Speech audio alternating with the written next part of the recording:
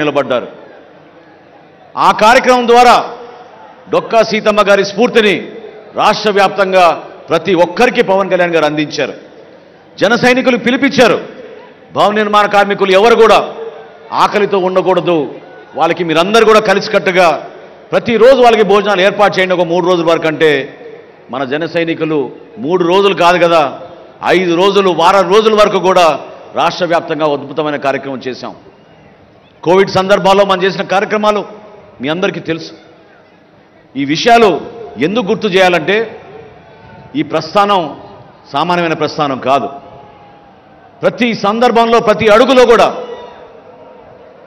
అనుమానాలు అవమానాలు ఎదుర్కొంటూ ఒక పట్టుదలతోటి ప్రజల కోసమే మనం వచ్చాం, రాష్ట్రం కోసమే మనం వచ్చాం, దేశం కోసం మనం పనిచేద్దామనే నినాదంతో పవన్ కళ్యాణ్ గారు మనం నడిపించారు.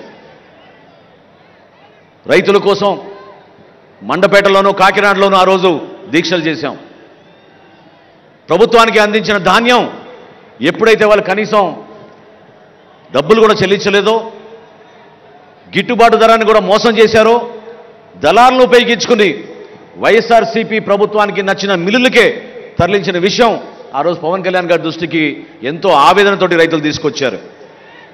ఈ రోజున గర్వంగా చెప్తున్నా నేను మీకు, పవన్ కళ్యాణ్ గారి స్ఫూర్తితోటి మన రాష్ట్ర ముఖ్యమంత్రి గారు చంద్రబాబు నాయుడు గారి ఒక పట్టుదలతోటి 5,42,000 మంది రైతుల దగ్గర నుంచి 33 లక్షల మెట్రిక్ టన్నుల ధాన్యం ఈరోజు ఆంధ్రప్రదేశ్లో కొనుగోలు చేశాం.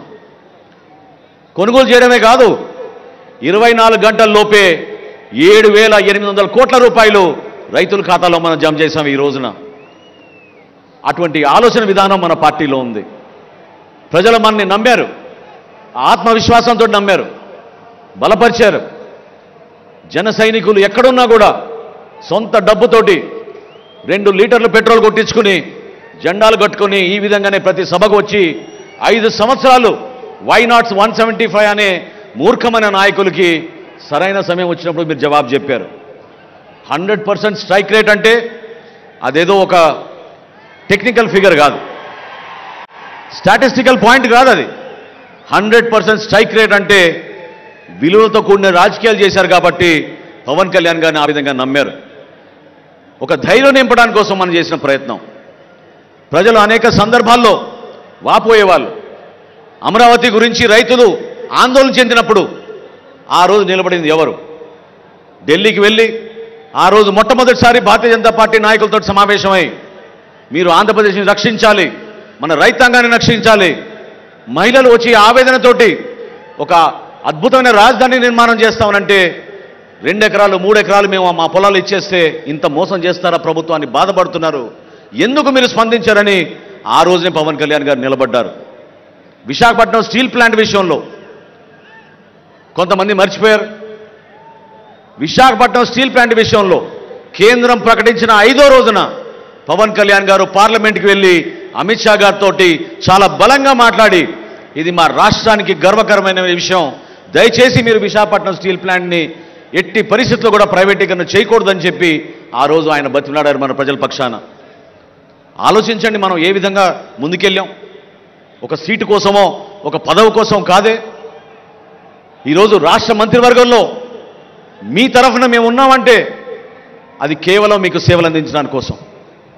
మన జన సైనికుల్లో కూడా ఒక భావన రావాలి. మార్పు కోరారు మీరు, ఆ మార్పుని మనం నిలబెట్టుకోవాలి.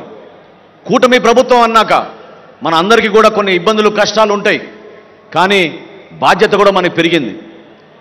ఇతర పార్టీలకు ఉన్న బాధ్యత కన్నా మన నాయకుడికి, మన పార్టీకి, మన జన సైనికులకి, మన నాయకులకి ఎక్కువగా ఉంటుంది. ఎందుకంటే ప్రతిపక్ష ఓటు చీలనివ్వను అని ఇప్పటంలో ఆయన ఆ రోజు ప్రతిజ్ఞ చేశారు. దానికి అనుగుణంగా మనం కష్టపడి పనిచేశాం.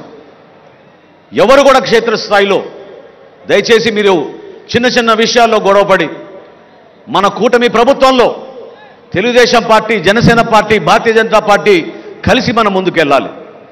మన రాష్ట్రాన్ని